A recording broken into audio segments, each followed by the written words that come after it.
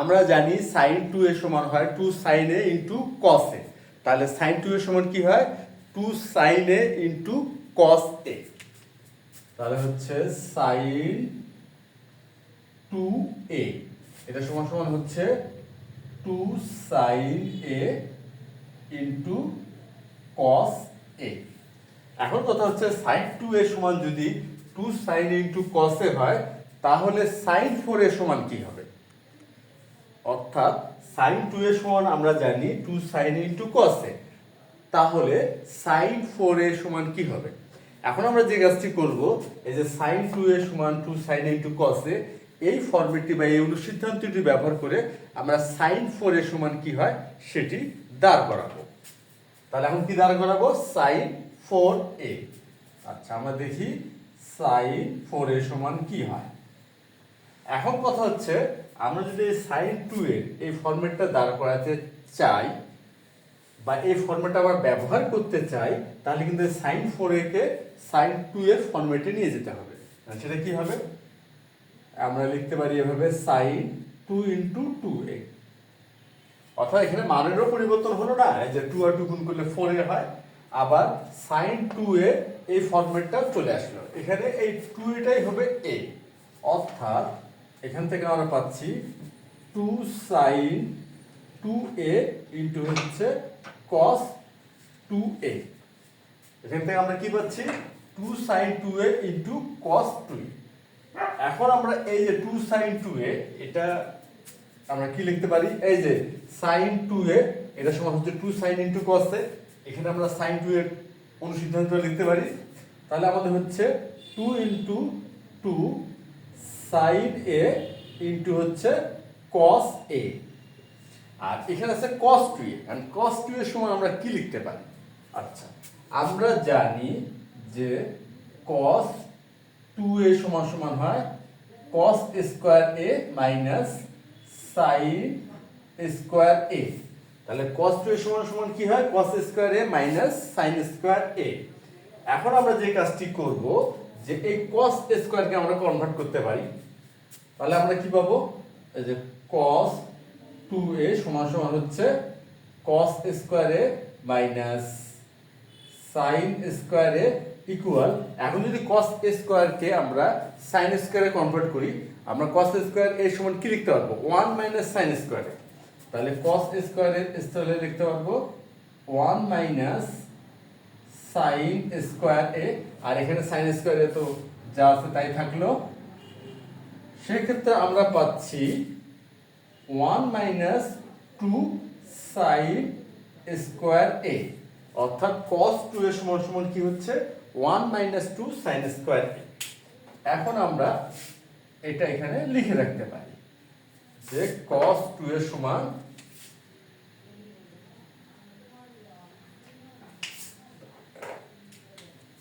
One minus two sine square এ।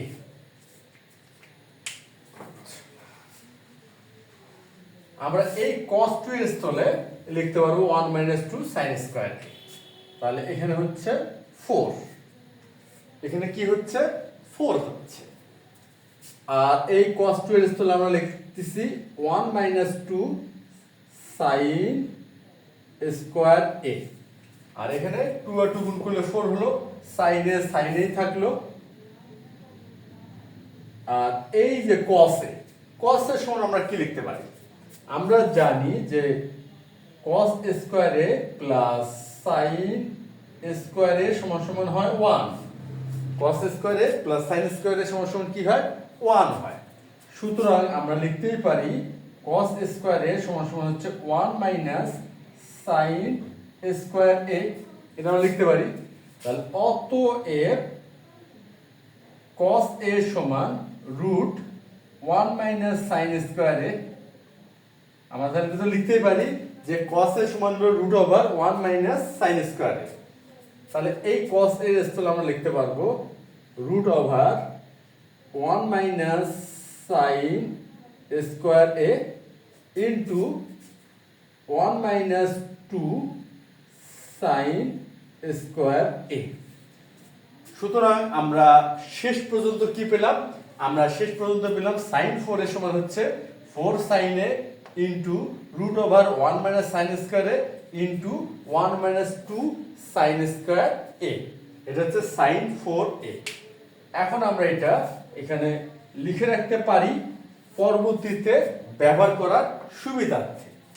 তাহলে এখানে আমরা লিখব sin 4a ইকুয়াল হচ্ছে 4 sin a ইন্টু হচ্ছে root over 1 minus sine square a আর into 1 minus 2 sine square a।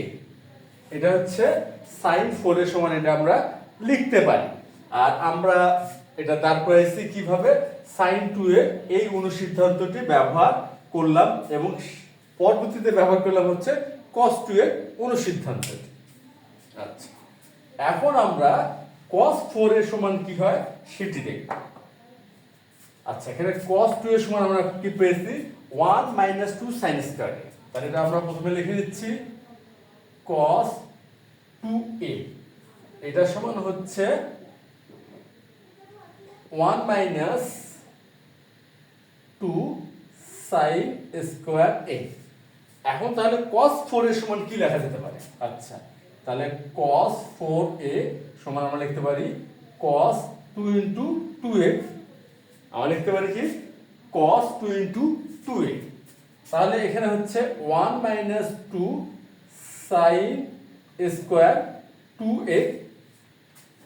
আমরা যদি এই ফর্মুলাটি ব্যবহার করি cos 2 এর সমান 1 মাইনাস 2 sin স্কয়ার a, সুতরাং cos 2a যে 2a টাকে এই ধরলাম, তাহলে আমরা লিখতে পারবো 1 মাইনাস 2 sin স্কয়ার 2a।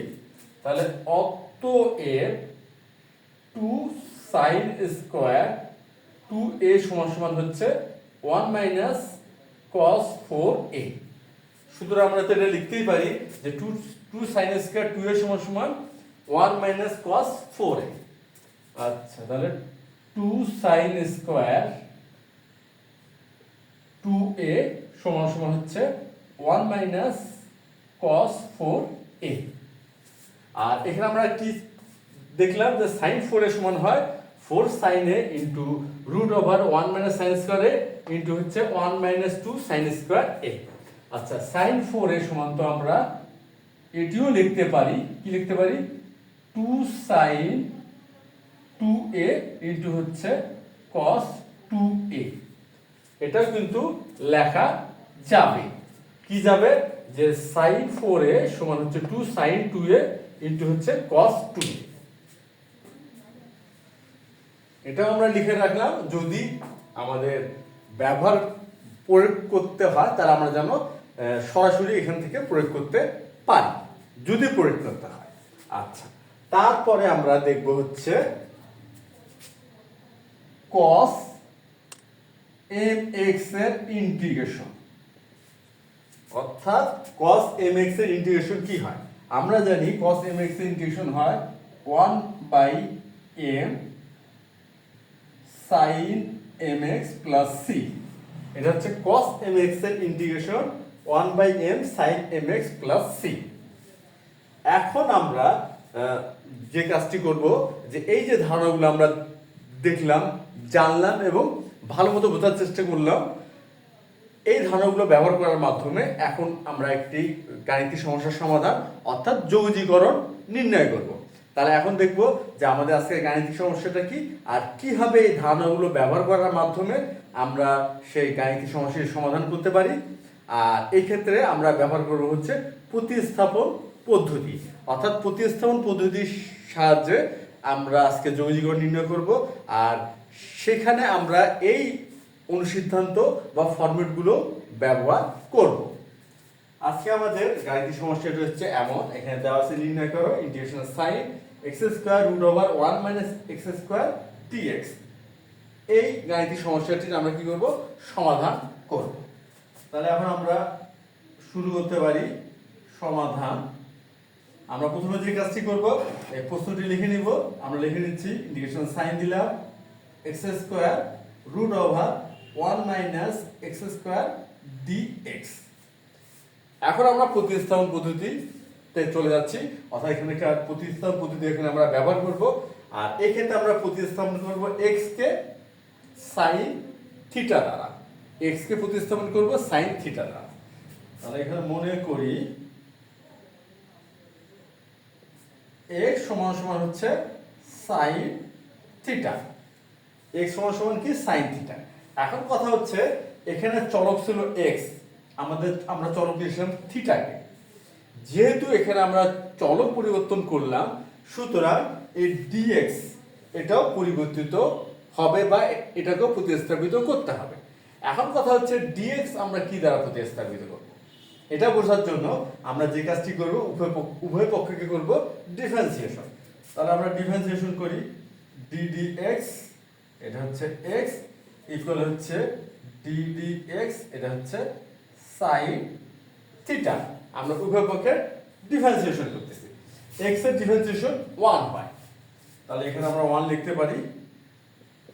এখন ডান পক্ষে একটা বিষয় খেয়াল করি, এখানে আছে dx, এখানে আছে সাইন থিটা।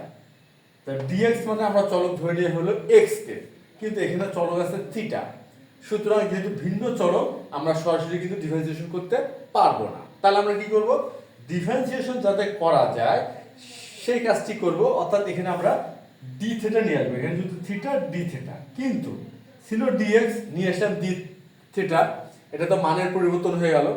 আর আমরা জানি যে আমরা গাণিতিক সমস্যার সমাধানে একটা ফরম্যাট ব্যবহার করতেই পারি, কিন্তু অবশ্যই আমাদের খেয়াল রাখতে হবে যাতে মানে পরিবর্তন না হয়। এই জন্য আমরা কি করব, আচ্ছা এই জন্য আমরা যে কাজটি করব, আমরা গাণিতিক সমস্যার সমাধান উপযোগী ফরম্যাট দাঁড় করাবো, আবার এটাও খেয়াল রাখবো যে মানের পরিবর্তন হবে না বা না হয়। তাহলে খেয়াল করি, আমরা কিন্তু মানের পরিবর্তন হতে দিলাম না। এই যে d থিটা তাহলে এটা 1 হয়ে গেল d dx, কিন্তু এই যে d dx তাই থাকলো, মানের পরিবর্তন কিন্তু হলো না। আবার এখন আমরা sin থিটারও ডিফারেন্সিয়েশন করতে পারবো, আর sin থিটার ডিফারেন্সিয়েশন হবে cos থিটা। তাহলে এখানে আমরা পাবো 1 ইকুয়াল এটা হচ্ছে cos theta d theta dx। তাহলে অতএব dx সমান সমান হবে cos থিটা d থিটা। আমরা কিন্তু পেয়ে গেলাম যে dx কে প্রতিস্থাপিত করতে হবে cos থিটা d থিটা দ্বারা, যদি আমরা x কে প্রতিস্থাপিত করি sin থিটা দ্বারা। আচ্ছা, এখন আমরা প্রতিস্থাপনের কাজটা করে ফেলতে পারি। এখন ইন্টিগ্রেশনের সাইন দিলাম, তারপরে হচ্ছে এখানে আছে x স্কয়ার, তাহলে x সমান আমরা কি ধরে নিছি sin থিটা, তাহলে এখানে হবে sin স্কয়ার থিটা, তারপর রুট ওভার 1 মাইনাস এখানে x, তাহলে হবে sin square theta, x square তাহলে sin স্কয়ার থিটা ইনটু আচ্ছা dx প্রতিস্থাপিত হবে কি দ্বারা, dx প্রতিস্থাপিত হবে cos থিটা d থিটা দ্বারা। সুতরাং এখানে আমরা লিখব cos থিটা d থিটা। আমরা কিন্তু প্রতিস্থাপনের কাজটা করে ফেললাম। আচ্ছা, এখন ইন্টিগ্রেশনের সাইন দিলাম, sin স্কয়ার থিটা ঠিক থাকলো, আর 1 মাইনাস sin স্কয়ার থিটা সমান কি হয় এটা আমরা জানি, এটা হয় cos স্কয়ার থিটা।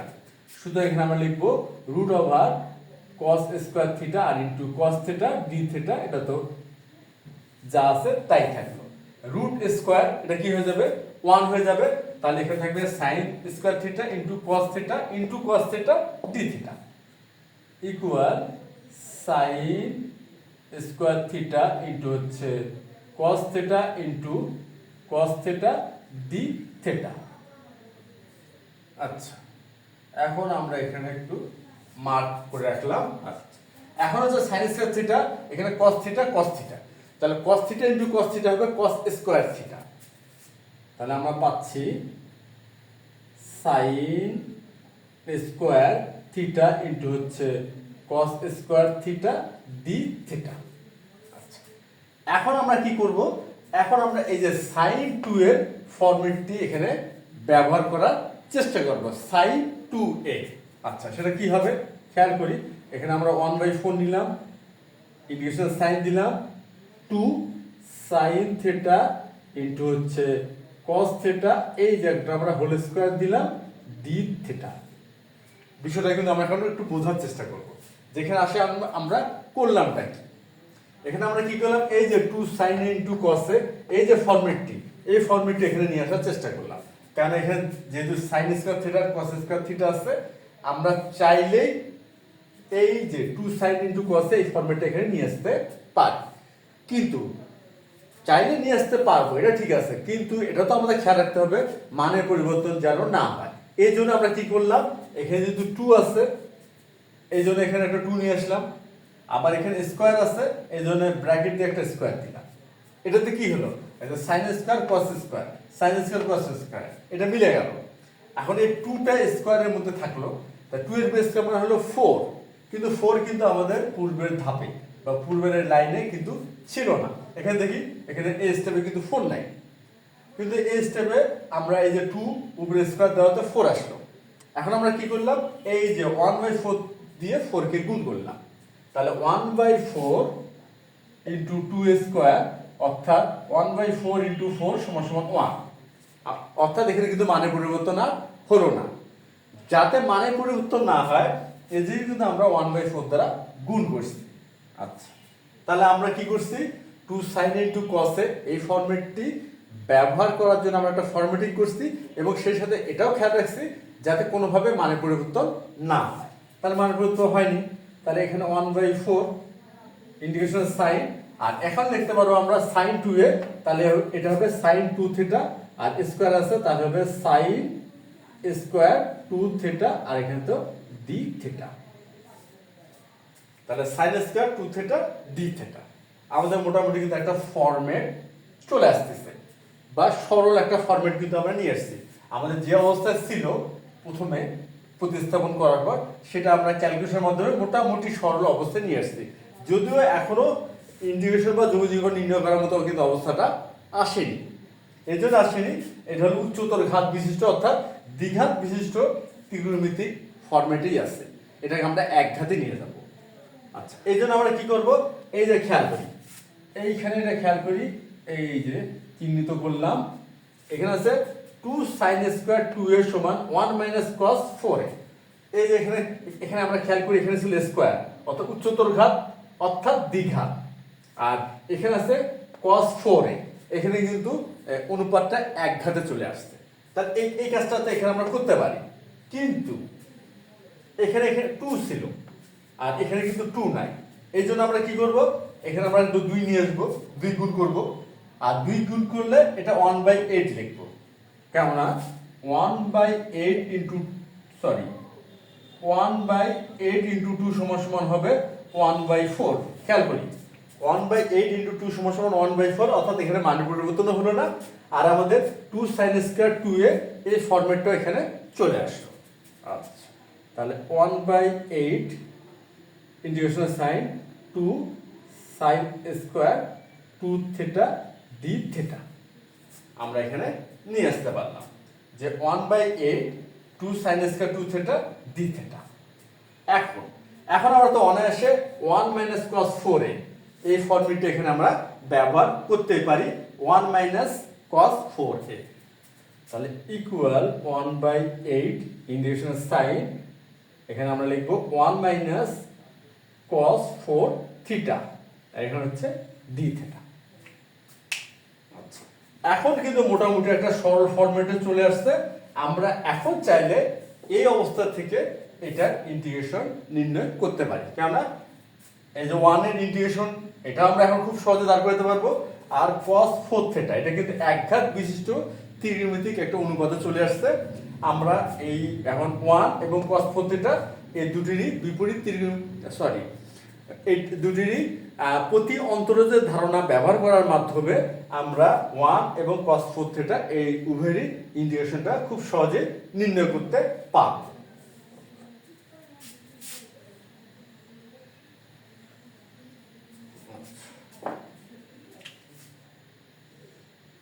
ইকুয়াল ইন্টিগ্রেশনের সাইন, আর এখানে কি আছে 1/8 লিখলাম। এখন কথা হচ্ছে 1 এর ইন্টিগ্রেশন কি হবে। আমরা জানি যে আমরা যখন 1 ইন্টিগ্রেশন করব তখন অবশ্যই আমরা খেয়াল করব চলকটা কি আছে। এখানে চলক কি আছে, ডি থিটা মানে হচ্ছে থিটা এখানে চল। আচ্ছা, তাহলে বিষয়টা হলো এরকম 1 ডি থিটা। যেহেতু এখানে 1 ইন্টিগ্রেশন করব, চলক হলো থিটা, সুতরাং আমরা জানি এটার ইন্টিগ্রেশন হবে থিটা প্লাস সি। চলক যদি ডিএক্স হতো, এখানে যদি ডি থিটা ছিল ডিএক্স হতো, তাহলে আমরা চলক ধরে নিতাম এক্স, তখন লিখতাম আমরা এক্স প্লাস সি। যেহেতু এখানে ডি থিটা আছে, তাহলে theta plus c, theta plus c. তাহলে 1 এর ইন্টিগ্রেশন আমরা পেলাম থিটা। আচ্ছা, এখন cos 4 থিটা মাইনাস সাইন দেই cos 4 থিটা। আর cos 4 থিটার আমরা ক্ষেত্রে আমরা ব্যবহার করতে পারবো cos mx এর ইন্টিগ্রেশনের ধারণা বা ফরম্যাটটি। cos mx এর ইন্টিগ্রেশন হয় 1/m sin mx plus c। সুতরাং এখানে আমরা লিখতে পারবো 1/4, এখানে mx আর এখানে m 4 থিটা। খেয়াল করি mx আর এখানে 4 থিটা, অর্থাৎ এখানে m গুণিতক, এখানে হচ্ছে 4 গুণিতক। তাহলে m গুণিতক হলে 1/m হয়, আর 4 বা 4 গুণিতক হলে 1/4 বা 1/4 হবে, তাই 1/4 লিখছি। আর sin mx, তাহলে এখানে লিখবো sin 4 থিটা। তাহলে এখানে আমরা লিখলাম sin 4 থিটা আর একটা ইন্টিগ্রেশন ধরব, এটা হচ্ছে c আমরা দিলাম। তাহলে আমাদের ইন্টিগ্রেশনটা হয়ে গেল, মানে ইন্টিগ্রেশন কিন্তু আমরা নির্ণয় করে ফেললাম। এখন আমরা কি করব, আমাদের যেহেতু এখানে চলক আমরা পাচ্ছি এখানে থিটা, থিটা পাওয়া স্বাভাবিক, কারণ আমরা এক্স চলকের পরিবর্তে আমরা থিটা চলক নিয়ে এসেছি। এখন যেহেতু আমাদের গাণিতিক সমস্যাটা ছিল এক্স চলকে, সুতরাং আমাদের এখন এক্স চলকে ফেরত যেতে হবে, অর্থাৎ থিটা স্থলে আমরা এক্স চলকটা নিয়ে আসবো। তাহলে এখানে কি করব, আবার প্রতিস্থাপন করব, কারণ আমরা কিন্তু প্রতিস্থাপন করার মাধ্যমে এক্স চলকের স্থলে থিটা চলক নিয়ে আসছি। এখন থিটা চলকের স্থলে এক্স চলক আনতে গেলে আমাদের কি করতে হবে, আবারই প্রতিস্থাপন করতে হবে। আর এই প্রতিস্থাপনটা আমরা করছিলাম হলো যৌগিক নির্ণয়ের জন্য। আমাদের যৌগিক নির্ণয় যেহেতু হয়েই গেল, এখন আমরা এক্স চলকে ফেরত যাব প্রতিস্থাপনের মাধ্যমে। এখন প্রতিস্থাপন করার জন্য আমরা এই যে যৌগিক যে নির্ণয় করে ফেললাম, এটাকে যতটা সম্ভব সরল করে ফেলবো, তারপরে আমরা প্রতিস্থাপনটা করে ফেলবো। আচ্ছা, বিষয়টা কি, বিষয়টা হলো এমন, যেমন এখানে sin 4 থিটা আছে, আর এখানে আমাদের প্রতিস্থাপন আমরা করছিলাম x সমান sin থিটা। তাহলে সরাসরি কিন্তু আমরা এই যে sin 4 থিটার স্থলে এক্সটা স্থাপন করতে পারতেছি না। এই জন্য আমরা এই যে sin 4 এর এই ফরম্যাটটি আমরা এখানে ব্যবহার করব। কোন ফরম্যাটটি, sin 4 এর এই ফরম্যাটটি। এই যে খেয়াল করি, বাইকগুলো আমরা মিশিয়ে দিলাম কারণ কাজ আমাদের শেষ। এই যে sin 4 এর ফরম্যাটটি এখানে আমরা ব্যবহার করব। সুতরাং এখানে আমরা এখন লিখব, আচ্ছা তার আগে 1/8 থিটা মাইনাস, এখানে আমরা কি করতেছি, গুণ করে দিচ্ছি। 1/8 দিয়ে থিটাকে গুণ করলাম, তাহলে 1/8 থিটা হলো, আর 1/8 দিয়ে 1/4 কে যদি গুণ করি তাহলে হবে 1/32। আচ্ছা, এটা হয়ে গেল। এখন আমরা যে কাজটি করব, sin 4 থিটার স্থলে sin 4 এর ফরম্যাটটি ব্যবহার করব। এর সমান কি হয়, 4 sin এ। তাহলে এখানে আমরা লিখব 4 sin theta into root over 1 minus sin square, আর এখানে তাহলে আমরা লিখব into root over 1 minus sin square theta into কি আছে 1 মাইনাস 2 sin স্কয়ার। তাহলে আমরা লিখব ইনটু 1 মাইনাস ইনটু হচ্ছে into 1 minus 2 sin square a, আর এখানে প্লাস সি। এটা হচ্ছে ইন্টিগ্রেশন ধ্রুবকটা লিখলাম। তাহলে আমরা কি করলাম, এই sin 4 থিটা স্থলে কি লিখলাম, 4 sin theta into root over 1 minus sin square theta into 1 minus 2 sin square a plus c. Theta হচ্ছে ইন্টিগ্রেশন ধ্রুবক। আর এই যে sin 4 এর এই ফরম্যাটটা আমরা দাঁড় করেছি sin 2 এর অনুসিদ্ধান্তটি ব্যবহার করার মাধ্যমে। আচ্ছা, এখন বিষয় দিই, আমাদের কাজ শেষ। এখন আমরা অনায়াসে প্রতিস্থাপনটা করতে পারবো, যেহেতু আমরা এখানে ধরে নিয়েছিলাম কি x সমান সমান হচ্ছে sin থিটা। তাহলে x কে আমরা প্রতিস্থাপন করছি sin থিটা দিয়ে। তাহলে আমরা এই sin থিটার স্থলে অবশ্যই x লিখতে পারবো। আমরা এখন sin থিটার স্থলে অনায়াসে x লিখতে পারবো। এখন কথা হচ্ছে তাহলে থিটার স্থলে কি লিখবো, এটা আমরা নির্ণয় করে নেই। থিটা সমান সমান হবে sin ইনভার্স x। থিটা সমান সমান কি হচ্ছে, sin ইনভার্স x। তাহলে থিটা প্রতিস্থাপিত হবে sin ইনভার্স x দ্বারা। আচ্ছা, তাহলে ইকুয়াল 1/8, এটা হলো sin ইনভার্স x। আচ্ছা, একটু ভালো করে লিখি, 1/8 sin ইনভার্স x মাইনাস, আচ্ছা এখন একটা খেয়াল করি, এখানে আছে 1/32 আর ইন্টু হলো 4, তাহলে 4 দ্বারা যদি আমরা 32 কে ভাগ করি তাহলে হচ্ছে 8, তাহলে এখানে আমরা পাচ্ছি 1/8 sin থিটা। তাহলে sin থিটা স্থলে আসবে কি x, তাহলে এখানে লিখলাম x root over 1 minus x square into 1 minus 2 x square হচ্ছে প্লাস c। আমরা কি করলাম, আমরা থিটাকে প্রতিস্থাপিত করলাম sin ইনভার্স x দ্বারা, আর sin থিটাকে প্রতিস্থাপিত করলাম x দ্বারা। এখন কিন্তু আমরা x চলকে আবার ফেরত আসছি। আমাদের গাণিতিক সমস্যাটি যে চলকে ছিল, অর্থাৎ ফাংশনটি, যে ফাংশনটি আমরা ইন্টিগ্রেশন করছি ওই ফাংশনটি ছিল হচ্ছে x চলকে, আমরা আবার পুনরায় x চলকে ফেরত আসলাম। তা এই ছিল আজকে আমাদের গাণিতিক সমস্যার সমাধান। তাহলে আমরা আশা করি যে আজকে তোমরা এই গাণিতিক সমস্যার সমাধানটি বুঝতে পারছো। তাহলে আজ এ পর্যন্তই, ধন্যবাদ তোমাদের সবাইকে।